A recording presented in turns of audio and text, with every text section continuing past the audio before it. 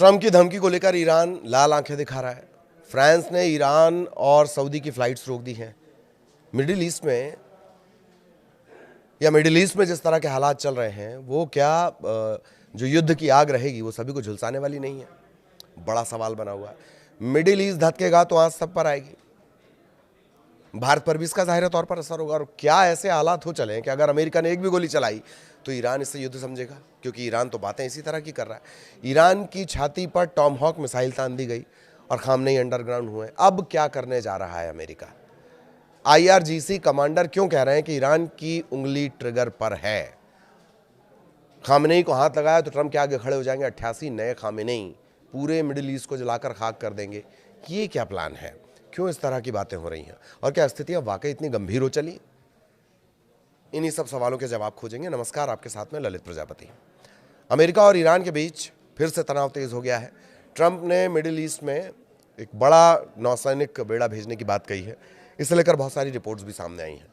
इस पर ईरान ने चेता दिया है कि छोटे से हमले को भी पूरी जंग माना जाएगा।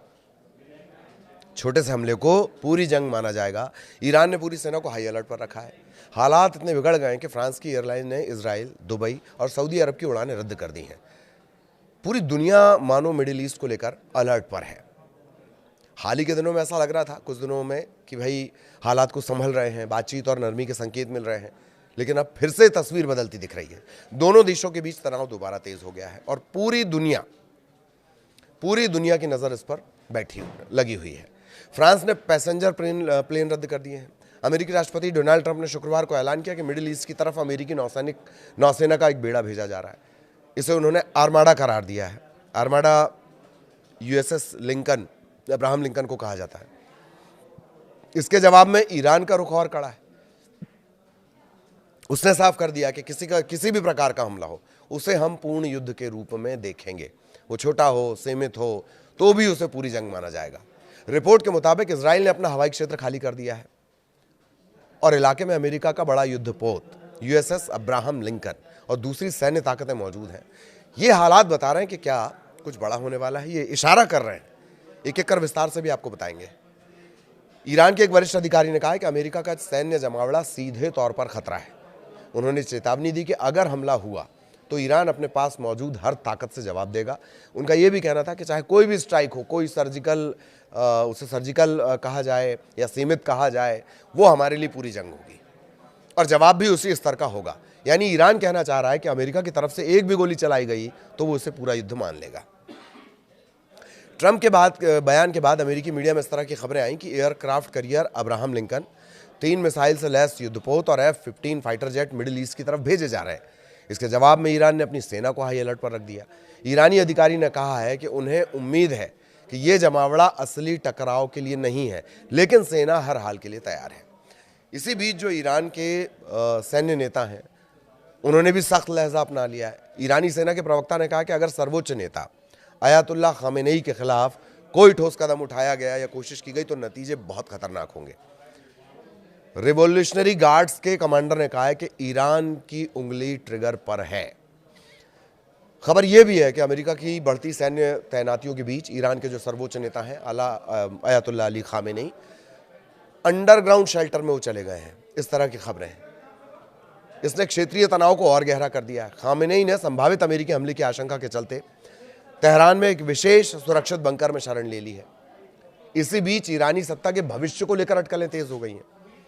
कुछ मीडिया रिपोर्ट्स और सूत्रों के हवाले से दावा किया जा रहा है कि खामेनेई के जो तीसरे बेटे हैं, सत्ता संचालन की जिम्मेदारी उन्हें सौंप दी गई है।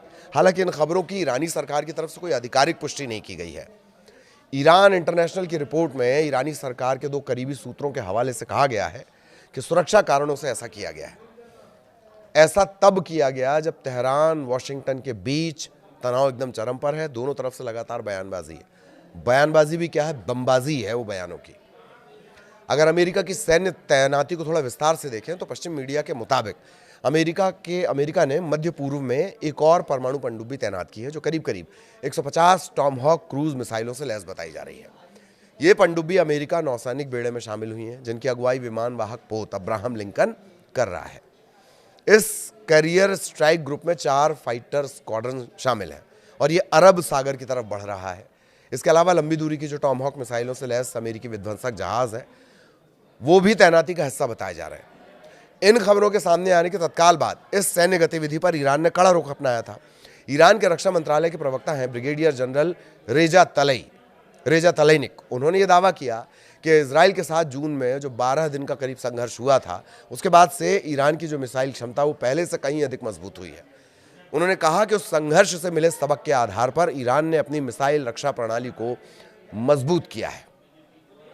बीच में ये खबरें भी आई कि मिसाइलों का उत्पादन बम्पर तरीके से ईरान में बढ़ा दिया गया, घरेलू उत्पादन बढ़ाया गया। उनके मुताबिक संख्या और गुणवत्ता दोनों के लिहाज से ईरान की मिसाइल की जो शक्ति है अब वो पहले से ज्यादा है।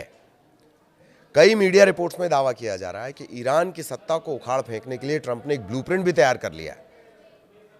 किस तरह का ये ब्लूप्रिंट है उसे समझिए कि जिस तरह वेनेजुएला के निकोलस मादुरो के साथ किया गया वही खामेनेई के लिए भी लिखा जा रहा है, मतलब प्लान किया जा रहा है। मादुरो 2.0 को अंजाम दिए जाने की बात कही जा रही है। जानकार कहते हैं कि ट्रंप ईरान से कोई वॉर करने के मूड में नहीं है, बस चाहते ही हैं कि ईरान का पूरा ढांचा नष्ट हो।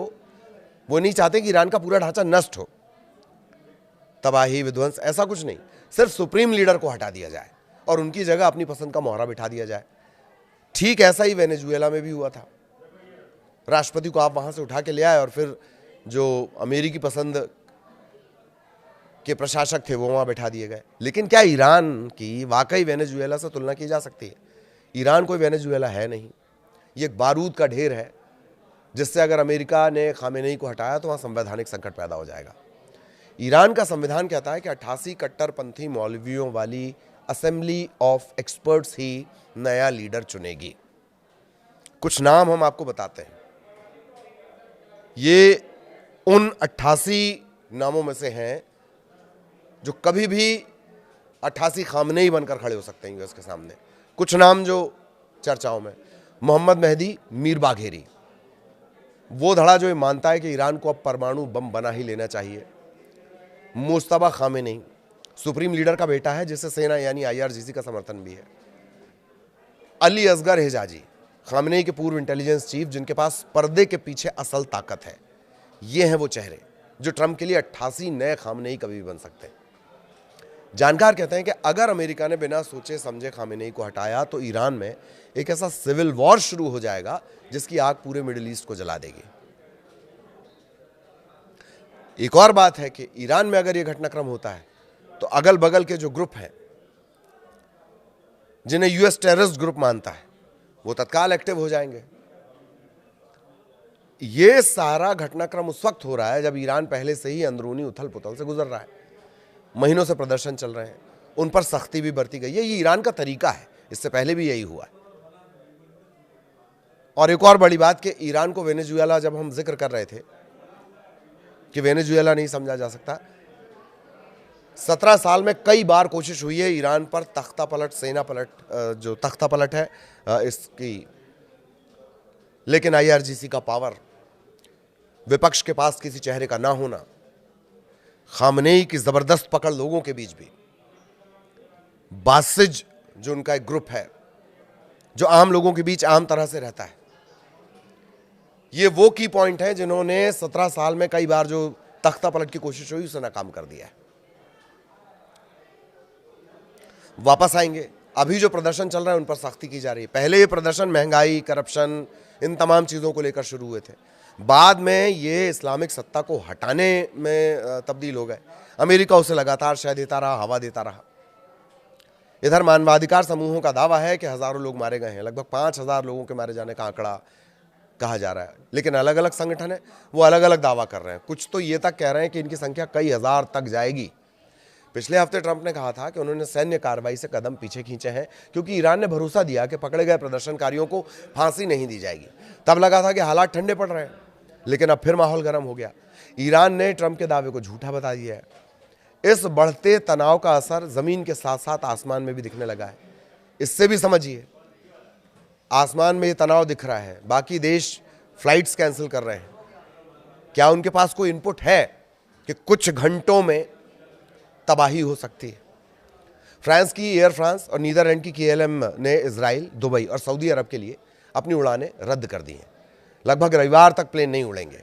एयरलाइंस ने वजह ये बताई कि इलाके में सुरक्षा को लेकर चिंता बढ़ गई है। इससे पहले जर्मनी की जो लुफ्थांसा ग्रुप है उसने भी इजराइल के लिए रात की उड़ानें रोक दी थी। हालांकि इजराइल की सेना ने कहा है कि आम लोगों के लिए कोई चेतावनी जारी नहीं की गई है, हालात पर पूरी नजर है। फिर भी यूरोपीय एयरलाइंस का फैसला ये बताता है कि दुनिया इस टकराव को हल्के में नहीं ले रही है। उससे इतर जो बयान लगातार आए हैं, चाहे ट्रंप को क्रिमिनल बता देना या ये कहना कि हम जंग जीतने के लिए नहीं मारने के लिए लड़ेंगे, या तेहरान जैसे बड़े शहरों में अपनी मिसाइलों के जरिए शक्ति प्रदर्शन, या ये खबर आना कि इजराइल के मोर्चे पर और उन तमाम जगहों पर जहां अमेरिका के बेस हैं, चाहे वो एयरफोर्स का बेस हो, नेवी का बेस हो, उन पर टारगेट करके मिसाइल तैनात करने की बातें करना, और ये लगातार बढ़ रहा है। बीच में ऐसा लगा कि शायद बातचीत, बीच का कोई रास्ता निकल सकता है, तनाव नहीं बढ़ेगा, लेकिन अब तो बाकी देश अपनी जो एयरलाइन है वो रद्द कर, अपनी जो फ्लाइट्स हैं वो रद्द कर रहे हैं। क्या है ये? क्या ये तबाही के पहले की स्थिति है? तो मिडिल ईस्ट में क्या कुछ होने जा रहा है, आगे भी उसका अपडेट हम आप तक पहुंचाएंगे। नमस्कार।